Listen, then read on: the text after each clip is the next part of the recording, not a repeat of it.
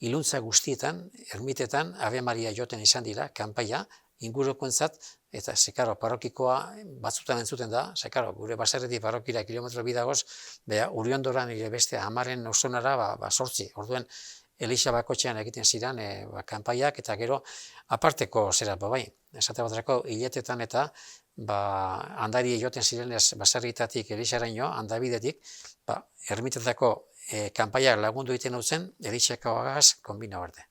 Gero parrokien jakiten gendun gizonezko ala andraskoa izan tan. Ze azkenean egote zan nolango toke harin bat, bikoa eta hirukoa. Dugun jakiten gendun, bata gizonezkoa dela edo andraskoa. Eta kanpobiltakoak izan ezkero, holango ordu ez jakinean, ume bat hildala.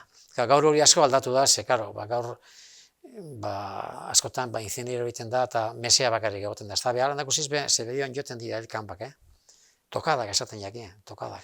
Eta gero, zute bat edo goten zanean, ez dago nik ezautu dut, baserri bat erretan hasi zen, eta kanpaiotza, harik eta jentia joan arte, edo baso bat errazanean, bai, baso baten, gogoan daukat, ni baso baten osoa bategaz ibilin izan beharren, eta kanpaia entzun gendun, zauze pasau da, badakit osabea torri zalako zen harin, aitaren katore zan bidean, zauze txarra pasau da, eta bai, baso bat erretan.